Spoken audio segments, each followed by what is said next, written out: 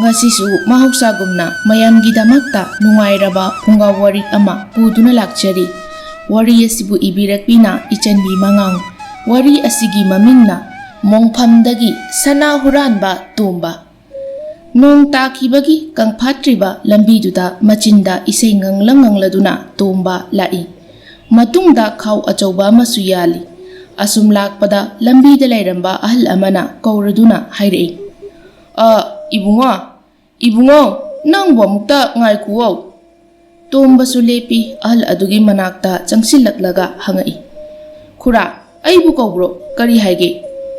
Manini, nangbu nini hairi base. Nangbu kun asigi misu mande. Hana amukta su ukidri, nangbu kun asida lakpro. Au, mani khura, ai kun asida ahan balakpani. Hoine, nangbu kun asida kaido balakpano. Kari maram laibage ha. Khura, kun asida aigi ini ama laikibani. Magi mayumda matam khara khakta laige haidana laglibani. Ha, nanginani haiba. Kari ming kaubage ne. Sakhi kaubane khura, mi khara paraga wangbani. Oo, sakhi haiba. Khange. Haima, sakhi gi angangsing oire. Au, mani khura. Tanja aduda nakalagi miyai kitang challaba nupa amana ahal adubu kauri. Baba, asomda paba laitre haidana koithiti na hauri. Yumda changlasila osi. Mi pumba pakhana horabani paba thibada. Nupa aduna tumbada mukon silaklaga haire. Ibunga nang saunuko aikoi paba se mi ubayadabani. Wari sadogi hekta honabani. Ahal aduna tumbada mukon silaga. Ibunga ai jangleko mathang amuk thengnakisi. Hoi khura ai swaida sum leijahore. Ahal adu changkhre tomba khaujau adu matungda haipet semlaga. Phana naha oinadi uri pingdi choiba haura malini ahal se. Aikoi inegi yumduna kadumdano aibu kaurira ningsinglira matawri. Ahal dudasu hek hangaudrene tawrise. Asi hairaga masu chatpa hawi. Thengnaba mida hanglaga manigi mayum yoksilakli. Sumanga duda lep aduna mi kawi. Yum sibu mi leibro. Ho yum sibu mi leibro. Ine ho ine. Manungdagi nupi ama thoklai. Aima, aikoi tomba natrane asibo. Tomba natrane nangbo. Mani ne naya tomba ne. Nayaga masak loina kaurabo. Sakhi laktuna tombabu mangol aduda hekta phamthali. Angauba nangdi nahawai angang oiringai laklamba dudagi suklak lakhidre. Haujikti pakhang mapung marai pharaga leirmedana. Aidi wakhalse hek laksinba ngamdredo. Aikoi ine sidi. Ine koina ai kaubogi wanida. Ainadi kaubo leiti. Is pakhanga phagrabanina wangang baga yamna haireda. Yabu karigi kaugodoino. Laknariba lam asina khajik kharaki lam natre. Adunadi kanana kaidaunari haidana amata yengsinba ngamnadre tawrise.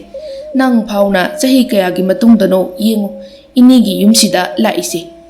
Ine nawbu hoidi laikidro. Leite iyase hek lakpaga laibak makhada oina phamhalle tawrise. Lao lamsang lakpagi wabana loiramlani. Potharo lao adugane gyan tana wari sanarasi. Sakhina tombagi khaw paibiduna imungda pusinkri. Tombadi pothakri. Ngaihaki matung nauba mayumda lai. Imau. Sakhina, haune, taine, aisida laine. Nauba Sakhi manakta lai. Sakhi, kadaida chaluge nangbo? Imanaba mayamga leirubane. Ngasai koi thonganda nupa ama changki hai. Chingkhaina hujikta haireini. Adubu kanano ima? Nangi nabai tombani. Aikoi sida lakpani ne. O, ibai tomba. Ma sida lairo. Kadaida laige? Lam lapna lakpagi waramlani haidana pothahan kibani. Nauba mamagi manaktagi thoklai. Ka aduda koilau lawi. Ibai tombo. O, ibai tombo. Nauba, ai sumda laine. Nauba tombagi phamung machinda phami. Ibai di pakhang pura pharaga leirmena. Udabasu yam kuire. Aikoi gi sida kuina leba lai natro. Toina lakpasu nate kuina lekoko. Hoine, nangsu pakhang pharame. Wangang bagasi yam hairame bo. ꯑꯗꯣ ꯊꯕꯛ ꯑꯇꯣꯞꯄ ꯂꯩꯕ꯭ꯔꯣ ꯅꯠꯇ꯭ꯔꯒ ꯑꯩꯈꯣꯏꯒꯤꯁꯤꯗ ꯁꯨꯝ ꯀꯣꯏꯔꯛꯏꯔꯣ? ꯀꯩꯁꯨ ꯑꯍꯦꯟꯕ ꯊꯕꯛ ꯂꯩꯇꯦꯗ, ꯅꯣꯏ ꯃꯌꯥꯝꯁꯤ ꯎꯗꯕ ꯀꯨꯏꯔꯦ ꯍꯥꯏꯗꯅ ꯂꯥꯛꯏꯕꯅꯤ꯫ ꯍꯣꯏ, ꯑꯗꯨꯃꯥꯏꯅ ꯈꯔ ꯈꯔ ꯂꯥꯛꯑꯣ꯫ ꯑꯩꯈꯣꯏꯒꯤꯗꯤ ꯏꯃꯥꯒ ꯑꯩꯒ ꯈꯛ ꯂꯩꯖꯕꯅꯤ꯫ ꯑꯩꯅꯗꯤ ꯏꯃꯥꯗ ꯍꯥꯏꯕꯅꯤ ꯑꯩ ꯆꯠꯂꯨꯒꯦ ꯍꯥꯏꯗꯅ꯫ ꯏꯃꯥꯅ ꯑꯉꯥꯡ ꯈꯔ ꯑꯣꯏꯔꯤ ꯀꯣꯟꯅ ꯆꯠꯁꯤ ꯍꯥꯏꯔꯒ ꯃꯥꯁꯨ ꯑꯗꯨꯝ ꯊꯕꯛ ꯆꯤꯜꯂꯒ ꯂꯩꯔꯤ꯫ ꯑꯗꯣ ꯑꯕꯣꯛ ꯍꯣꯏ ꯏꯄꯨ ꯈꯣꯏꯗꯤ ꯀꯃꯥꯏꯅ ꯇꯧꯔꯤꯒꯦ? ꯅꯥꯎꯕ, ꯅꯪꯕꯨ ꯀꯗꯥꯏ ꯆꯠꯂꯨꯏꯅꯣ? ꯍꯨꯃꯥꯡꯒ ꯁꯧꯔꯤꯅꯦ ꯇꯧꯔꯤꯁꯦ꯫ ꯏꯕꯥꯏ, ꯏꯃꯥꯟꯅꯕ ꯃꯌꯥꯝꯒ ꯅꯨꯡꯁꯥꯗ ꯂꯩꯔꯨꯕꯅꯤ, ꯑꯗꯨꯒꯤ ꯑꯣꯏꯔꯝꯒꯅꯤ꯫ ꯃꯈꯣꯏ ꯑꯅꯤꯗꯣ ꯁꯈꯤꯅ ꯀꯧꯔꯛꯇꯨꯅ ꯍꯧꯒꯠꯂꯒ ꯆꯠꯈ꯭ꯔꯦ꯫ ꯁꯈꯤꯒꯤ ꯃꯄꯨꯔꯣꯏꯕ ꯂꯩꯈꯤꯗ꯭ꯔꯦ, ꯐꯅ ꯀꯨꯏꯔꯦ ꯂꯩꯈꯤꯗꯕ꯫ ꯃꯁꯤꯗꯒꯤꯁꯨ ꯏꯃꯨꯡꯒꯤ ꯑꯋꯥꯕꯒ ꯀꯩꯒ ꯏꯃꯨꯡ ꯑꯅꯤꯒꯤ ꯃꯔꯤꯁꯤ ꯂꯥꯞꯊꯣꯛꯅꯈꯤꯕꯅꯤ꯫ ꯅꯨꯃꯤꯗꯥꯡꯒꯤ ꯃꯇꯝ ꯑꯗꯨꯗ ꯃꯈꯣꯏ ꯄꯨꯟꯅ ꯐꯝꯂꯒ ꯋꯥꯔꯤ ꯁꯥꯔꯤ꯫ ꯁꯈꯤꯅ ꯍꯥꯏꯔꯛꯏ, ꯇꯥꯆꯧ ꯍꯣꯏ ꯏꯅꯝꯃꯍꯣꯏꯗꯤ ꯀꯝꯗꯧꯍꯧꯔꯤ ꯇꯣꯝꯕ? ꯃꯈꯣꯏꯁꯨ ꯎꯗꯕ ꯀꯨꯏꯔꯦ, ꯑꯅꯥ ꯑꯌꯦꯛꯇꯤ ꯌꯥꯎꯗꯕ ꯅꯠꯇ꯭ꯔꯣ? ꯏꯅꯦ, ꯏꯃꯥ ꯄꯥꯕꯨꯡ ꯂꯩꯈꯤꯗ꯭ꯔꯦ꯫ ꯍꯥ? ꯀꯔꯤ ꯍꯥꯏꯕ? ꯀꯩꯅꯣ ꯍꯥꯏꯁꯤꯕꯣ?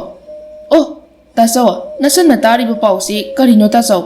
ꯏꯅꯝꯃ ꯑꯩꯈꯣꯏꯕꯨ ꯊꯥꯗꯣꯛꯇꯨꯅ ꯆꯠꯂꯕꯣ? ꯁꯈꯤꯗꯣ ꯅꯤꯡꯉꯝꯗꯅ ꯀꯞꯄꯤ, ꯇꯣꯝꯕꯁꯨ ꯅꯥꯎꯕꯁꯨ ꯂꯣꯏꯅ ꯀꯞꯄꯤ꯫ ꯑꯁꯤꯒꯤ ꯃꯇꯨꯡ ꯇꯣꯝꯕꯅ ꯋꯥꯔꯤ ꯂꯤꯔꯛꯏ꯫ ꯏꯅꯦ, ꯏꯃꯥ ꯄꯥꯕꯨꯡꯗꯣ ꯊꯕꯛ ꯁꯨꯕ ꯆꯠꯄꯅꯤ, ꯆꯤꯡ ꯀꯛꯄ ꯆꯠꯄꯅꯤ꯫ ꯑꯗꯨꯗ ꯆꯤꯡ ꯅꯤꯡꯈꯥꯏꯔꯛꯄꯗꯒꯤ ꯃꯈꯣꯏ ꯑꯅꯤꯃꯛ ꯂꯩꯈꯤꯗ꯭ꯔꯦ꯫ ꯌꯥꯝꯅ ꯀꯨꯏꯈ꯭ꯔꯦ꯫ ꯑꯩꯅ ꯏꯅꯦꯗ ꯄꯥꯎ ꯄꯤꯕꯤꯌꯨ ꯍꯥꯏꯕꯅꯤ, ꯑꯗꯨꯕꯨ ꯂꯩꯀꯥꯏꯒꯤ ꯑꯍꯜꯁꯤꯡꯅ ꯂꯝ ꯂꯥꯞꯄꯤ, ꯐꯔꯛ ꯇꯥꯏ ꯍꯥꯏꯕꯤꯔꯦ꯫ ꯑꯗꯨꯒꯤ ꯃꯇꯨꯡ ꯏꯃꯥ ꯄꯥꯕꯒꯤ ꯃꯊꯧ ꯃꯉꯝꯁꯨ ꯑꯗꯨꯃꯛ ꯁꯝꯅ ꯂꯣꯏꯁꯤꯟꯈ꯭ꯔꯦ꯫ ꯏꯃꯥ ꯄꯥꯕꯒꯤ ꯃꯊꯧ ꯇꯧꯅꯕ ꯍꯣꯠꯅꯕꯗ ꯃꯤꯒꯤ ꯁꯦꯜ ꯈꯔꯁꯨ ꯁꯣꯛꯆꯤꯜꯂꯨꯔꯦ꯫ ꯏꯅꯦ, ꯑꯗꯨꯗꯒꯤ ꯑꯩꯁꯨ ꯊꯕꯛ ꯁꯨꯕ ꯆꯠꯂꯤ꯫ ꯑꯩꯅ ꯐꯅ ꯊꯕꯛ ꯁꯨꯔꯁꯨ ꯃꯤꯒꯤ ꯁꯦꯜꯗꯣ ꯁꯤꯡꯕ ꯉꯝꯗ꯭ꯔꯦ, ꯊꯥꯒꯤ ꯁꯦꯟꯗꯣꯏ ꯐꯥꯎꯕ ꯍꯨꯟꯕ ꯉꯝꯗ꯭ꯔꯦ꯫ ꯑꯗꯨꯗꯒꯤ ꯁꯦꯟꯕꯨꯅ ꯑꯩꯕꯨ ꯌꯨꯝꯗ ꯂꯩꯕ ꯌꯥꯔꯣꯏ ꯍꯥꯏꯗꯅ ꯇꯥꯟꯊꯣꯔꯛꯄꯅꯤ꯫ ꯑꯩꯁꯨ ꯀꯔꯤꯒꯨꯝꯕ ꯁꯦꯜ ꯂꯩꯔꯗꯤ ꯑꯩꯒꯤ ꯌꯨꯝꯗꯣ ꯍꯟꯗꯣꯛꯆꯒꯦ ꯍꯥꯏꯕꯅꯤ꯫ ꯁꯦꯟꯕꯨꯅ ꯆꯍꯤ ꯑꯃꯒꯤ ꯃꯇꯝ ꯄꯤꯔꯛꯏ꯫ ꯑꯁꯤꯒꯤ ꯃꯇꯨꯡ ꯏꯅꯦꯒꯤ ꯌꯨꯝꯗ ꯂꯥꯛꯏꯕꯁꯤꯅꯤ ꯏꯅꯦ꯫ ꯁꯈꯤꯅ, ꯑꯣꯟꯊꯣꯛꯏꯗ ꯇꯥꯏꯕꯪ ꯃꯄꯨ, ꯀꯔꯤꯅꯣꯅꯦ ꯅꯪꯅ ꯁꯥꯟꯅꯔꯤꯕ ꯂꯤꯂꯥ ꯃꯌꯥꯝ ꯑꯁꯤꯕꯣ? ꯀꯔꯤ ꯆꯥꯡꯌꯦꯡꯕꯨ ꯇꯧꯒꯦ ꯈꯜꯂꯤꯕꯅꯣꯅꯦ ꯅꯪꯅ? ꯅꯅꯥꯏꯁꯤꯡꯁꯤ ꯋꯥꯔꯦꯅꯦ ꯇꯥꯏꯕꯪ ꯄꯥꯟꯕ꯫ ꯃꯈꯣꯏꯗꯣ ꯋꯥꯔꯤ ꯁꯥꯟꯅꯗꯨꯅ ꯀꯞꯂꯝꯃꯤ꯫ ꯇꯣꯝꯕ ꯁꯈꯤꯒꯤꯗ ꯂꯩꯔꯤ꯫ ꯁꯈꯤꯅ ꯇꯣꯝꯕꯒꯤ ꯊꯕꯛ ꯁꯨꯐꯝ ꯑꯃ ꯁꯤꯜꯂꯝꯃꯤ꯫ ꯃꯁꯤꯗꯒꯤ ꯇꯣꯝꯕ ꯊꯕꯛ ꯁꯨꯕ ꯆꯠꯂꯝꯃꯤ꯫ ꯅꯣꯡꯃꯒꯤ ꯅꯨꯃꯤꯠ ꯑꯃ ꯇꯣꯝꯕꯅ ꯊꯕꯛ ꯍꯜꯂꯛꯄ ꯃꯇꯝꯗ ꯁꯈꯤꯗꯤ ꯌꯨꯝꯗ ꯂꯩꯔꯝꯗꯦ, ꯅꯥꯎꯕꯗꯤ ꯂꯩꯔꯝꯃꯤ꯫ ꯅꯥꯎꯕ, ꯏꯕꯥꯏ, ꯊꯕꯛ ꯍꯜꯂꯛꯑꯕꯣ? ꯑꯩꯅ ꯏꯁꯤꯡ ꯑꯁꯥꯕꯒ ꯁꯥꯍꯟꯕ ꯂꯣꯏꯔꯕꯅꯤ, ꯏꯁꯥ ꯁꯦꯡꯗꯣꯛꯅꯕ꯫ ꯏꯅꯦꯗꯤ ꯎꯗꯦ, ꯀꯥꯏ ꯆꯠꯈꯤꯒꯦ? ꯏꯃꯥꯗꯣ ꯂꯩꯀꯥꯏꯒꯤ ꯃꯤ ꯑꯍꯜ ꯑꯃ ꯂꯩꯇꯕ ꯌꯥꯎꯕꯒꯤ ꯆꯠꯈꯤꯕꯅꯤ, ꯍꯟꯕꯨꯗꯤ ꯍꯜꯂꯛꯑꯅꯤ꯫ ꯀꯌꯥꯝ ꯀꯨꯏꯔꯒꯦꯅꯦ ꯍꯥꯏꯁꯦ? ꯉꯥꯏꯍꯥꯛꯇꯤ ꯑꯣꯏꯔ ꯃꯥꯜꯂꯦ꯫ ꯀꯅꯥꯅꯣ ꯂꯩꯇ꯭ꯔꯤꯁꯤꯕꯣ ꯅꯥꯎꯕ, ꯅꯪꯕꯨ ꯈꯪꯕ꯭ꯔꯣ? ꯈꯪꯉꯤ, ꯑꯍꯜ ꯍꯥꯏꯁꯤ ꯀꯥ ꯍꯦꯟꯅ ꯑꯍꯜꯗꯤ ꯑꯣꯏꯗ꯭ꯔꯤꯕꯅꯤꯗ, ꯃꯀꯣꯛꯇ ꯈꯖꯤꯛꯇꯪ ꯕꯦꯔꯥ ꯂꯩꯕꯅꯤ꯫ ꯊꯥꯏꯅ ꯃꯣꯏꯒꯤ ꯌꯨꯝꯗ ꯑꯃꯨꯛꯈꯛ ꯃꯩ ꯆꯥꯛꯈꯤꯕꯅꯤ꯫ ꯃꯥꯅ ꯇꯨꯝꯂꯤꯉꯩꯗ ꯃꯩꯗꯣ ꯆꯥꯛꯂꯛꯏ ꯍꯥꯏ꯫ ꯑꯗꯨꯗꯒꯤ ꯃꯀꯣꯛ ꯂꯩꯈꯠꯈ꯭ꯔꯕꯅꯤ, ꯃꯤ ꯎꯕ ꯌꯥꯗꯕꯅꯤ, ꯋꯥꯔꯤ ꯍꯦꯛꯇ ꯁꯥꯖꯤꯟꯕꯅꯤ꯫ ꯃꯥꯒꯤ ꯋꯥꯔꯤꯁꯤ ꯁꯥꯕꯨ ꯁꯥꯈ꯭ꯔꯗꯤ ꯂꯣꯏꯕ ꯅꯠꯇꯦ, ꯅꯨꯡꯕꯨ ꯅꯨꯡꯉꯥꯏꯇꯦ꯫ ꯑꯩꯈꯣꯏꯅ ꯁꯥꯟꯅꯕ ꯆꯠꯄꯒꯥꯁꯦ ꯃꯥꯗꯤ ꯋꯥꯔꯤ ꯍꯦꯛꯇ ꯑꯗꯨꯝ ꯁꯥꯖꯤꯜꯂꯛꯄꯅꯤ꯫ ꯑꯩꯈꯣꯏ ꯏꯃꯥꯟꯅꯕ ꯃꯈꯩꯗꯤ ꯋꯥꯔꯤ ꯇꯥꯗꯕꯤ ꯑꯗꯨꯝ ꯊꯣꯛꯂꯛꯏ꯫ ꯇꯣꯝꯕꯁꯨ ꯃꯥꯅ ꯅꯍꯥꯟ ꯊꯦꯡꯅꯔꯛꯄ ꯑꯍꯜ ꯑꯗꯨꯔꯥ ꯍꯥꯏꯅ ꯈꯜꯂꯤ꯫ ꯃꯈꯣꯡ ꯃꯈꯨꯠ ꯆꯥꯝꯅ ꯆꯥꯝꯅ ꯅꯥꯎꯕꯗ ꯍꯪꯂꯛꯏ꯫ ꯅꯥꯎꯕ, ꯑꯍꯜꯗꯣ ꯀꯃꯥꯏꯅ ꯇꯧꯒꯦ? ꯃꯆꯥꯅꯨꯄꯥꯒ ꯂꯩꯕ꯭ꯔꯣ? ꯑꯍꯜꯗꯣ ꯀꯨꯆꯨ ꯈꯔ ꯉꯧꯕꯅꯤ, ꯃꯤꯗꯤ ꯌꯥꯝꯅ ꯄꯥꯕꯅꯤ, ꯆꯤꯔꯥꯏꯁꯨ ꯌꯥꯝꯅ ꯇꯥꯡꯕꯅꯤ꯫ ꯃꯆꯥꯅꯨꯄꯥ ꯃꯁꯥ ꯃꯎ ꯌꯥꯝꯅ ꯐꯕ ꯑꯃ ꯂꯩꯕꯅꯤ꯫ ꯑꯣ, ꯑꯗꯨꯒꯤ ꯑꯍꯜꯗꯨ ꯑꯣꯏꯔꯝꯕ ꯇꯥꯏ꯫ ꯑꯩꯅ ꯂꯥꯛꯄꯗ ꯃꯥꯅ ꯑꯩꯉꯣꯟꯗ ꯀꯧꯔꯒ ꯋꯥꯔꯤ ꯁꯥꯖꯤꯜꯂꯛꯏꯅꯤ꯫ ꯑꯣ, ꯏꯕꯥꯏꯗꯁꯨ ꯋꯥꯔꯤ ꯁꯥꯖꯤꯜꯂꯛꯏꯕ? ꯀꯌꯥꯝ ꯀꯨꯏꯅ ꯋꯥꯔꯤ ꯁꯥꯏ ꯏꯕꯥꯏ? ꯑꯩꯁꯤ ꯀꯅꯥꯅꯣ ꯈꯨꯟꯗ ꯑꯍꯥꯟꯕ ꯂꯥꯛꯄꯔꯥ ꯍꯪꯉꯤ꯫ ꯑꯩꯁꯨ ꯏꯅꯦꯒꯤ ꯃꯅꯥꯛꯇ ꯂꯥꯛꯄꯅꯤ ꯍꯥꯏꯕ꯫ ꯑꯩꯈꯣꯏ ꯏꯅꯦꯒꯁꯨ ꯃꯁꯛ ꯈꯪꯉꯤꯌꯦ ꯃꯥꯅ꯫ ꯋꯥꯔꯤ ꯈꯔ ꯁꯥꯕ ꯍꯧꯕꯒ ꯃꯆꯥꯅꯨꯄꯥꯅ ꯊꯤꯕ ꯂꯥꯛꯑꯒ ꯑꯗꯨꯝ ꯌꯨꯝꯗ ꯄꯨꯁꯤꯟꯈ꯭ꯔꯦ꯫ ꯑꯣ, ꯑꯩꯅ ꯈꯨꯜ ꯑꯁꯤꯗ ꯂꯥꯛꯄꯗꯏꯍꯥꯟ ꯍꯥꯟꯅ ꯊꯦꯡꯅꯕ ꯑꯍꯜꯗꯣ ꯂꯩꯈꯤꯗ꯭ꯔꯕ? ꯅꯨꯡꯉꯥꯏꯇꯦꯅꯦ ꯇꯧꯔꯤꯁꯦ꯫ ꯑꯩꯈꯣꯏ ꯑꯅꯤ ꯑꯁ꯭ꯋꯥꯏ ꯐꯥꯎꯗ ꯊꯣꯛꯑꯒ ꯌꯦꯡꯉꯨꯁꯤꯔꯣ? ꯅꯥꯎꯕ ꯃꯃꯤꯠ ꯂꯥꯎꯊꯣꯛꯑꯒ ꯍꯥꯏꯔꯛꯏ꯫ ꯏꯁ, ꯃꯤ ꯑꯁꯤꯕ ꯌꯦꯡꯕ ꯀꯥꯏꯅ, ꯑꯩ ꯉꯝꯖꯔꯔꯣꯏ꯫ ꯏꯕꯥꯏ ꯌꯦꯡꯒꯦꯁꯨ ꯌꯦꯡꯉꯨꯔꯣ꯫ ꯅꯥꯎꯕꯒꯤ ꯃꯑꯣꯡ ꯑꯗꯨꯗ ꯇꯣꯝꯕ ꯅꯣꯛꯏ꯫ ꯃꯁꯤꯗꯒꯤ ꯃꯅꯦ ꯉꯥꯏꯗꯕꯤ ꯃꯈꯣꯏ ꯑꯅꯤꯅ ꯆꯥꯛ ꯊꯣꯡꯒꯠꯄ ꯍꯧꯏ꯫ ꯉꯥꯏꯍꯥꯛ ꯂꯩꯔꯒ ꯁꯈꯤꯅ ꯃꯄꯥꯟꯗꯒꯤ ꯀꯧꯔꯛꯏ꯫ ꯅꯥꯎꯕ, ꯅꯥꯎꯕꯧ, ꯏꯃꯥ ꯍꯜꯂꯛꯑꯦꯅꯦ, ꯏꯔꯨ ꯂꯨꯊꯣꯛꯂꯨꯒꯦ, ꯐꯅꯦꯛ ꯑꯃꯇ ꯄꯨꯊꯣꯔꯛꯎ꯫ ꯍꯣꯏ ꯏꯃꯥ꯫ ꯇꯣꯝꯕꯅ ꯅꯥꯎꯕꯗ ꯂꯛꯅꯔꯛꯏ꯫ ꯊꯣꯛꯆꯔꯨꯅꯨꯀꯣ, ꯏꯅꯦ ꯑꯣꯏꯔꯝꯗꯗꯅ ꯃꯪꯗꯒꯤ ꯀꯥꯔꯛꯑꯒ ꯂꯦꯞꯄꯒ ꯂꯩꯕ ꯑꯣꯏꯔꯝꯖꯅꯤ꯫ Ibai, ai sum tansilakadawre. Ibani oina thokminarusi. Is, aidi ngamoy, aidi kiko. Tanza aduda mapaldagi amuk kaurei. Nauba, tadrabro nangbo. Tomana, oh, soidredana. Nauba yung lep laga layba aduda tomana noklaga hairi. Phagi tawbani chalo. Inese mapanda kuina lep laga layramlani. Ibai ibo mathong dilaima chadi henang. Asi hairaga thokri. Mamagi phanek ama paiduna changlai. Sakhisu chaitharure. Phiju phijam tawba thabak pumba pumloi loiraga masado ingladuna. Mainakta masu phamli. Makhoi ahumdo wari sanari. Naubuna mamada yengduna haire. Ima, moigi sanadudi kayam yamge. Maza masu paisa paibanina wata padabanina hapedana. As makok khara pharak taridu hinglingaida layenglaga phanaba hotnagidi haidana. Haujikta sana mayam ama hapaga kaidogdoiba. Misu hotnaba yaba hotnaribasidi layengba ngamdadana tawrini. Maza masu mayam na hapliba sana singsiga laireibakta nungaina palasanu nungsu nungaite ahaldo. Hainariba mayamdo tomba gyan taba waraduna hanglai. Ine, kay matangdano sana kaina palisina. Naubana haire. Ibai, nangdi khanglam kiroi. Aikhuigi kungi thainadagi thajanabi ama lay. Mina sikraba matung mathaw mangam loikraba matung a lairebakta chatli. Lairebakta lambi mayam ama lay. Lambi mayam du panaba lai ningthaw ama lay. Asiba mituna phumba matamda sana lupa mayam ama loinaraga phumkidoini. Sana lupa singdo asiba singduna lairebakta chatpada pukini. Makhoina puriba sanadugi matung ina makhoina awaba lambida natraga nungaiba lambida chatpa lepkadoini. Tomba ingangakle maneda mu onsillaga hanglei. Ine, kainu achumbaro haisibo. Manena achumbani aduna hinglingai matamda kanna su nomlaga sel mayam ama tasin hauriba asini. Hinglingai matam sidi punsi mate kharadangni. Si kraba matam dadi a matam sangna phawba aikhoina ni leirugadoisi.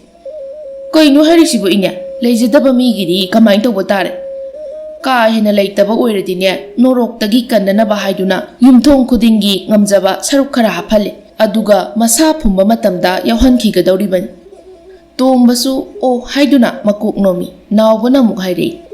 Ibai, aidi thajaba kitang watle. Si kraba haidudi aikhoina minna urubasu nate. Hainari mayamse wakhalna sagatpa ngaktani. Aduna gyan taringai hinglingai sida nungai thukhobana hena pharoitro. Sakina naububu chaithalai. Thainadagi layoi khraba hallamansingna hairamba wanine. Nakhoi haujikangi nahasinga sina laithokhiba sina. Yare asi anaga yawbani. Kuina sangna laithargumsi pothanarasi. Makhoido phamlambadagi haugalai. Sakhidi chakhumda leihori. Ani adudi kada changlaga phamungda kakhatkre. Tomba phamungda longna hiplaga wakhal khali. Kainu haisibo asiba migi kuda sana hape haiba. Aduga lairebakta pukhidoiba. Hera oithokpa yaba wanatida. Asiba thawaiduna kamaina sana pairaga puraga chatoino. Natraga sanadu masa yaudabhi mami oi kaiwoi puraga chatpajala. Onthokpani. Kayada panglino khunsigi mi mayamse. Pangbadi oiramo. Thaina hallamansingna hairamba aduda sum hakchinna thazakibagi oiramgani. Aina thabak sum suraga selche machit taladi inkholdo handokpa ngamdabasu yai. Ai mafam asida sum leibasu yaroi. Punchi chuppa wana lenbasu yai. Adugi saru mongphamda thamkiba sanasingdo. Ai ngonda leiradi ai yamna thuna nungaini se. Punchi chuppa yamna nungaini leini. Wakhal khanna tumthakre asumna matam khara haujinkre. Nongmagi numit amada tomba amadi nawbana lambida lakpada lambida mi mayam ama phingok setlaga chatpado ure. Nawbana mabo kadaidano? Haima awanglomdagi yum honglakpa nabokto haujik leitre haine. Adugi mayam chatlibasini. O nupiye du chatkre tomban hanglai. Mi leitaba yawi hairo nawba. Au ibai abuk ama leitre haye yam nungaite. Handakti mise yamna toina leitre. Kari thokadoino khangdre. Kadaidano nang thawai nungaitradi haipet changusiro. Hoi yai asidani lao. Makhoi anido asifam manak aduda yauri. Phi angauba settabanina makhoi gumba mayam leiriba adomda yengi. Asiba ado thangdoktuna leiri. Mangonda hapkidauba sana lupa mayam adusu nakalda leiri. Tomba sanadu ubada wakhanda khali. Is yami hai sana mayam sidia. Asibagi mathakta phumkraba sana mayam sina imungsigi chawkhatnaba hotnaradi saron churon phawbagi tasinba yarani. Mana wakhal khalingai nupanina wari sanari. Sana se kayadi yamdre. Aisu angambadi hapabani. Aisu hapabani ne. Hoida asinadi nungaiba lambel amada nungaini lejarasanu. Tomba wakhalda mukhali. Kari haiba. Asigi sanasi yamde haiba. Hai. Adudi makoina yame hairiba sanadudi kayamuk yamna yamlamlani. Masidagi asiba ado mongphamda phumnaba haiduna puri. Mathau mangam pumnamak loisingre. Tomba nauba madi saki yumda mukhalai. Lambida wari sanari. As masanupiduna kapado kayadi nungaitre. Mamado yamna nungsijabani madi. Naubana ima handaksi aikhoi khun ase asi ana yamna doire isi karigi oirazanu. Ahal singnasu haipet wari sanahui. Naha oina khudong thiba thoklaga leitaba yawbadi nate. Masagi matam loirakpagi chasakiba ngaktani. Kaishubudi kaideda. Ima aidi kiba ma yausilai. Ibungwa kirunu yum yawbaga iru sengna luthoklaga laining thau khurum thau. Asumna makhoi yumda halai. Tomba wakhal kaya khali. Mahaksu mongphamdagi sana huralagi haiduna khalami. Asidagi mongphamda mi kana lairi. Kanana senari kariguma numita karamba matamda hangaga lai haiduna kupna senaba horaklami. Asidagi khangle mongpham asi masa leitaba miyai chalaba matai manau ani khakna senai. Kupna thoina senade chawksen oina senai. Tha amagi thasi numitadi makhoi numidangda mapal thokte. Laikai mi makhaisu mayumdagi lamda chathokte. Sakhina su thasi numitsidi mapal thokpada khara thingi. Masidagi tomana khalaklami. Adudi laiba thasi numit asida inena tumkhrakanda hekta chatlagi. Ai wafamse naubadasu hairaroi. Angangi mi amagi nakong amuk yaukradi ai hingaroi. Ima pabung nasabu thaujanbiyu ko. Nasana tawgadawriba thabaksina nasagi punsi lepkadawribani. Asumna tomba thasi numit ngaire. Ngaibana thasi numit yausilakli. Sak ising toklaga sakhina hairei. Ngasidi sak se khara thengkhre. Chalo. Thasi numit ni nganta potharo. Tomba amadi nauba changkhre. Tomba tumba yadre ahing matam yausilakli. Nauba madi saki tumthakri. Tomba makhol thokhanda tapna haugalai. Magi tumphamdo phi thanamlaga phajup supchillaga mi tumba manba mawongda semlamli. Masado phi amuba ngakta yesillaga thoklakli. Yot ama pairaga mongpham tamna lakli. Lairiba mi asiba phumpham mayamdudagi mongpham khara phajana saba mongpham amat tawi. Aki akhang amata khangdri thabakto makha chathai. Asumna tombana mongpham ado hangdokpa ngamli. Manaton ado phina khumjili amadi tongana yomliba khaw achauba ado hangdokpa matamdadi sana lupa mayam ama yauduna leirami. Tanja aduda mongpham chenanaba leiriba hui ado kanna tombada onsinduna khonglei. Tomba ku ado khumjillaga laiba khara khochili. Hui ado punbana chendi chenthorakte adubu chongbaga phanbaga loire muktoiba. Tomba mi thoklakpa yare khanduna laiba khara khochilamlaga chenthorai. Tanja aduda yum adugi nupa aduna hui yamna khongi haiduna thongnau ado hangdoklaga mai ama paiduna yenglakpani. Kana amata udaba aduda amu lonchinduna hanagi matawgum laikre. Tomba yumda halakli. Sana lupa selu chariba mayamdo manegi ingkholgi sungchang daba mafam aduda phumjilami. Masa sengdoklaga asengwa phijol amuk setuna imungda tapna makhol thokhandabi changlaktuna phamungda kakhatkri. Nong ngalakpa adudadi mongpham senaba nupa aduna mongpham ama tawkhai kibagi hingna lairiba phibam adu ure. Masidagi chingnaraduna laikai mi kauduna yengloba matamda mongphamdagi sana huran khre haiba khangba ngamle. Khungi mi mayamdo saunabana loiri. Karamba mathong huktaba miyoinone asibagi maralna mapunsido nungaini haidana khalliba malene. Noroki komda puthadana handak mapoktanate mapok khudingda kakhatpa ngamdana wana khanglaga leiranine. Mongpham adugi ahalgi machanupa aduna mongpham senaba taadaduda hairei.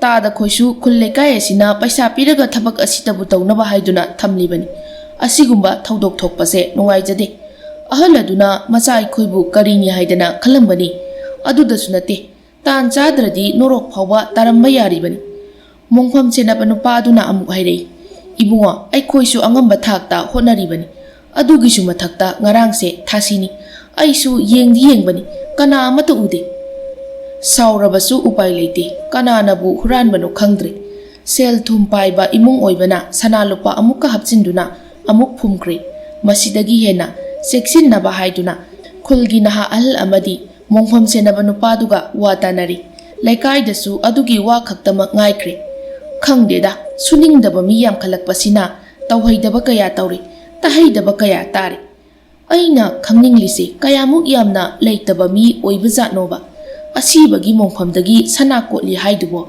ꯑꯗꯨꯁꯨ ꯊꯥꯁꯤ ꯅꯨꯃꯤꯠꯇ ꯃꯤ ꯍꯥꯏꯁꯤꯅ ꯐꯠꯂꯣꯏ ꯌꯥꯎꯅ ꯐꯠꯇ꯭ꯔꯕꯗꯤ ꯂꯥꯏ ꯇꯤꯟꯒ ꯂꯣꯏꯅ ꯂꯩꯍꯧꯕꯖꯥꯠꯅꯤ ꯏꯕꯦꯝꯃ ꯁꯣꯝꯗꯅ ꯁꯈꯤ ꯅꯥꯎꯕ ꯑꯃꯗꯤ ꯇꯣꯝꯕ ꯋꯥꯔꯤ ꯁꯥꯔꯤ ꯁꯈꯤꯅ ꯑꯣꯟꯊꯣꯛꯄꯅꯤꯗ ꯇꯥꯔꯤꯕ ꯄꯥꯎꯁꯦ ꯑꯁꯨꯛ ꯀꯨꯏꯅ ꯍꯤꯡꯂꯛꯄ ꯑꯁꯤꯗ ꯑꯁꯤꯒꯨꯝꯕ ꯄꯥꯎ ꯇꯥꯔꯤꯕꯁꯦ ꯉꯁꯤꯅ ꯑꯍꯥꯟꯕꯅꯤ ꯀꯔꯝꯕ ꯃꯤꯑꯣꯏꯕꯨ ꯑꯣꯏꯔꯤꯕꯅꯣ ꯂꯩꯀꯥꯏꯒꯤ ꯃꯤꯌꯥꯝ ꯑꯁꯤꯅ ꯁꯣꯏ ꯉꯥꯝꯗꯅ ꯈꯪꯂꯛꯄ ꯊꯣꯛꯂꯕꯗꯤ ꯃꯥꯕꯨ ꯍꯤꯡꯉꯔꯣꯏ ꯍꯥꯏꯕꯅꯦ ꯅꯥꯎꯕꯅ ꯈꯪꯉꯔꯣꯏ ꯏꯃꯥ ꯌꯥꯝꯅ ꯍꯩꯅ ꯍꯨꯔꯥꯟꯈ꯭ꯔꯦ ꯊꯥꯁꯤ ꯅꯨꯃꯤꯠꯇꯒ ꯍꯨꯔꯤꯗꯣ ꯃꯗꯣ ꯍꯨꯔꯥꯟꯒꯦ ꯀꯥꯏꯅ ꯈꯜꯂꯛꯄ ꯀꯨꯏꯔꯕ ꯑꯣꯏꯕꯖꯥꯠꯅꯤ ꯑꯩꯅ ꯍꯥꯏꯗ꯭ꯔꯣ ꯍꯟꯗꯛ ꯑꯁꯤ ꯑꯅꯥ ꯌꯥꯝꯅ ꯇꯣꯏ ꯍꯥꯏꯗꯅ ꯁꯤꯒꯨꯝꯕ ꯊꯧꯗꯣꯛꯁꯦ ꯊꯣꯛꯑꯝꯗꯥꯏꯒꯤ ꯑꯣꯏꯔꯝꯅꯤ ꯇꯧꯍꯩꯗꯦ ꯍꯪ ꯑꯣꯟꯊꯣꯛꯄꯅꯤ ꯇꯣꯝꯕꯅ ꯑꯃꯨꯛ ꯍꯪꯂꯛꯏ ꯏꯅꯦ ꯑꯁꯤꯕ ꯑꯗꯨꯗꯤ ꯀꯃꯥꯏꯅ ꯇꯧꯈ꯭ꯔꯦ ꯇꯣꯝꯕ ꯑꯁꯤꯕ ꯑꯗꯨꯒꯤ ꯃꯆꯥ ꯃꯁꯨꯗꯣ ꯁꯦꯜ ꯊꯨꯝ ꯌꯥꯝꯅ ꯄꯥꯏꯕꯅꯤ ꯁꯅꯥ ꯂꯨꯄꯥ ꯑꯃꯨꯛ ꯍꯥꯞꯆꯤꯟꯗꯨꯅ ꯐꯨꯝꯈ꯭ꯔꯦ ꯍꯥꯏꯕꯅꯤ ꯑꯗꯨꯒꯤꯗꯤ ꯀꯔꯤꯁꯨ ꯇꯧꯔꯔꯣꯏ ꯅꯥꯎꯕꯅ ꯅꯣꯛꯂꯒ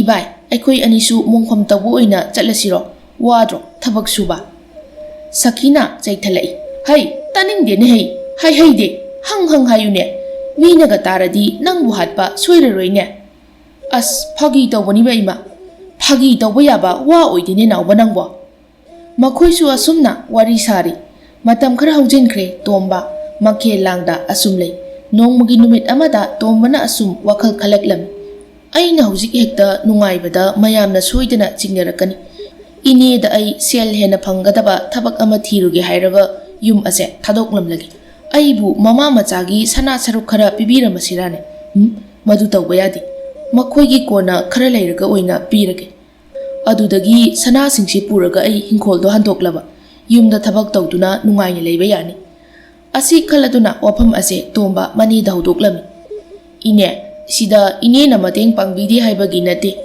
ꯏꯅꯦꯅ ꯑꯩꯒꯤ ꯑꯉꯝꯕ ꯍꯣꯠꯅꯕꯤꯔꯤ ꯑꯗꯨꯕꯨ ꯊꯕꯛ ꯃꯆꯥ ꯇꯧꯕꯁꯤꯅꯗꯤ ꯏꯪꯈꯣꯜꯗꯣ ꯍꯟꯗꯣꯛꯄ ꯉꯝꯂꯔꯣꯏ ꯑꯗꯨꯅ ꯑꯩ ꯁꯍꯔꯗ ꯆꯠꯇꯨꯅ ꯁꯦꯜ ꯌꯥꯝꯅ ꯐꯪꯕ ꯊꯕꯛ ꯑꯃ ꯑꯣꯏꯅ ꯊꯤꯔꯒꯦ ꯌꯨꯝꯗꯨꯁꯨ ꯏꯃꯥ ꯄꯥꯕꯅ ꯊꯝꯂꯝꯕ ꯌꯨꯝ ꯑꯣꯏꯕꯅꯤꯅ ꯊꯥꯗꯣꯛꯅꯤꯡꯗꯦ ꯁꯈꯤꯁꯨ ꯍꯥꯏꯔꯤꯕ ꯋꯥꯐꯝ ꯑꯗꯨ ꯌꯥꯔꯦ ꯐꯔꯦ ꯑꯗꯣ ꯏꯅꯦ ꯍꯣꯏꯒ ꯑꯗꯨꯝ ꯄꯥꯎ ꯐꯥꯎꯗꯣꯛ ꯐꯥꯎꯖꯤꯟ ꯌꯥꯕ ꯈꯤꯇꯪ ꯅꯛꯄ ꯃꯐꯝ ꯑꯃ ꯌꯦꯡꯉꯨꯀꯣ ꯑꯗꯨꯒ ꯏꯅꯦꯗ ꯄꯥꯎ ꯐꯥꯎꯔꯛꯎ ꯍꯣꯏ ꯏꯅꯦ ꯑꯁꯨꯝꯅ ꯇꯣꯝꯕ ꯆꯠꯀꯗꯕ ꯃꯇꯝ ꯂꯦꯞꯂꯦ ꯄꯣꯠ ꯆꯩ ꯌꯣꯝꯕ ꯂꯣꯏꯔꯦ ꯍꯌꯦꯡ ꯆꯠꯀꯅꯤ ꯍꯥꯏꯕꯒꯤ ꯅꯨꯃꯤꯗꯥꯡ ꯑꯗꯨꯅꯤ ꯃꯌꯥꯝꯅ ꯇꯨꯝꯅꯈ꯭ꯔꯕ ꯃꯇꯨꯡ ꯇꯣꯝꯕ ꯇꯞꯅ ꯍꯧꯒꯠꯂꯛꯏ ꯃꯍꯥꯛꯅ ꯁꯅꯥ ꯐꯨꯝꯂꯝꯕ ꯃꯐꯝ ꯑꯗꯨꯗꯒꯤ ꯁꯅꯥ ꯂꯧꯊꯣꯛꯂꯤ ꯑꯗꯨꯒ ꯏꯃꯨꯡꯗ ꯑꯃꯨꯛ ꯆꯪꯂꯛꯇꯨꯅ ꯃꯥꯒꯤ ꯈꯥꯎ ꯑꯗꯨꯗ ꯄꯨꯂꯞ ꯌꯣꯝꯁꯤꯜꯂꯒ ꯊꯝꯈ꯭ꯔꯦ ꯅꯣꯡ ꯉꯥꯜꯂꯦ ꯆꯥꯛ ꯏꯁꯤꯡ ꯉꯟꯇꯥ ꯆꯥꯔꯦ ꯉꯜꯂꯤꯉꯩ ꯆꯠꯅꯕ ꯍꯥꯏꯗꯨꯅ ꯁꯤꯜ ꯂꯥꯡꯉꯤ ꯁꯈꯤꯅ ꯏꯕꯨꯡꯉꯣ ꯐꯖꯅ ꯏꯔꯦꯟꯖꯅ ꯆꯠꯂꯨꯀꯣ ꯍꯣꯏ ꯏꯅꯦ ꯅꯥꯎꯕ ꯒ꯭ꯌꯥꯟ ꯇꯥꯅ ꯏꯃꯥꯒꯤ ꯃꯇꯦꯡ ꯄꯥꯡꯂꯒ ꯂꯩꯔꯝꯃꯨꯀꯣ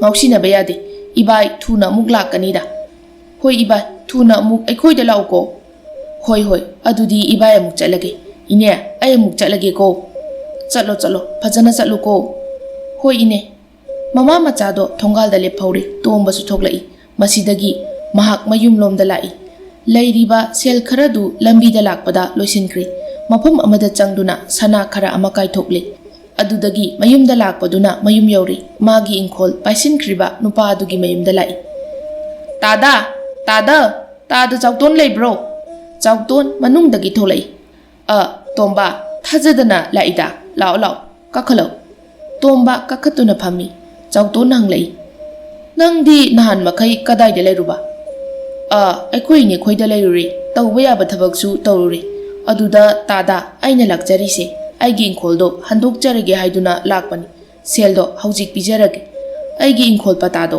ꯄꯨꯊꯣꯛꯄꯤꯔꯛꯎ꯫ ꯀꯔꯤꯅꯣꯅꯦ ꯅꯪꯅ ꯍꯥꯏꯔꯤꯕꯗꯨꯕꯣ, ꯑꯆꯨꯝꯕꯔꯥꯅꯦ? ꯑꯧ ꯃꯥꯅꯦ ꯇꯥꯗ꯫ ꯅꯪꯗꯤ ꯀꯗꯥꯏꯗꯒꯤ ꯁꯦꯜꯅ ꯏꯪꯈꯣꯜ ꯍꯟꯗꯣꯛꯀꯗꯧꯔꯤꯕ?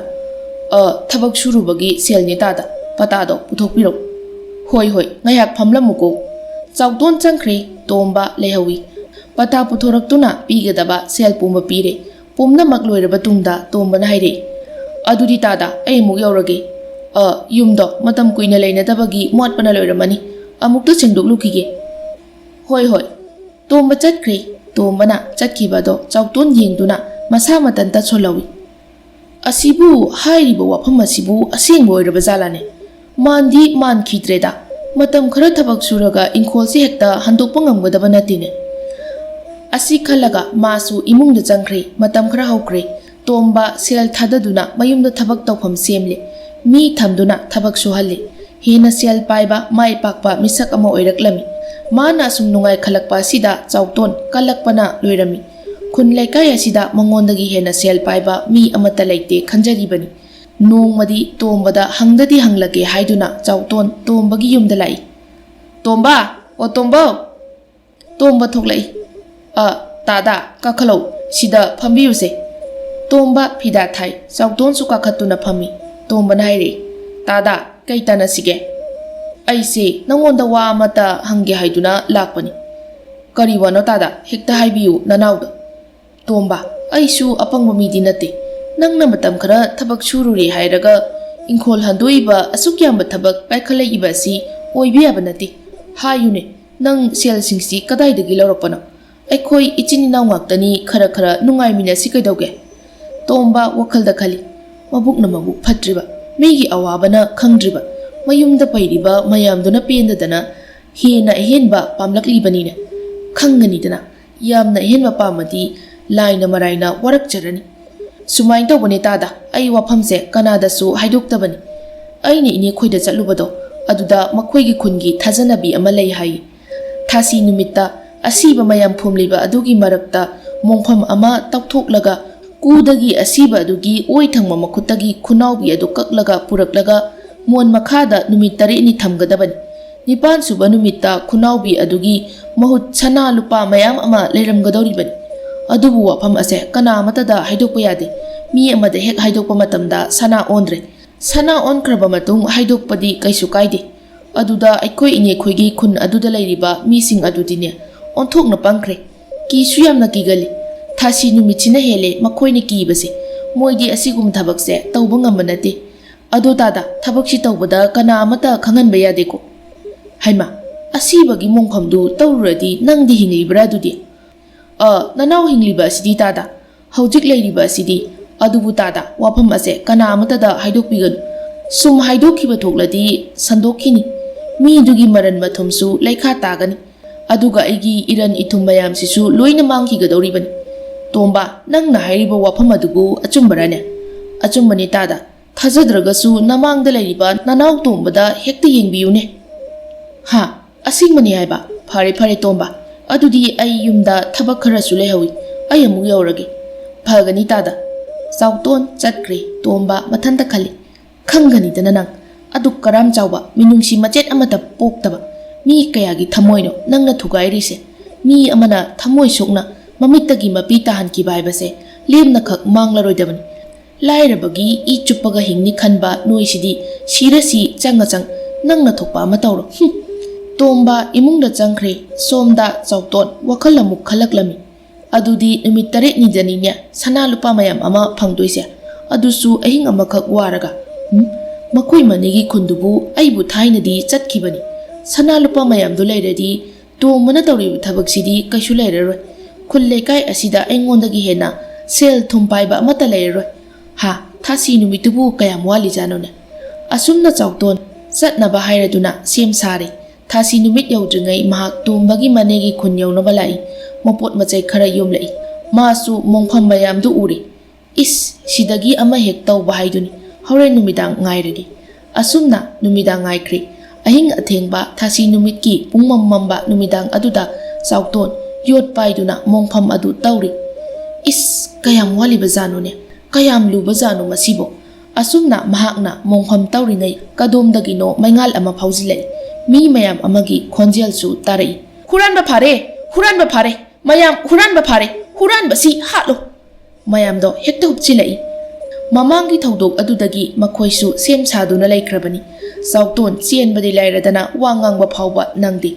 Kadum dagino nupa macha ama chongsillaktuna khutumna mamai aduda thinjinki.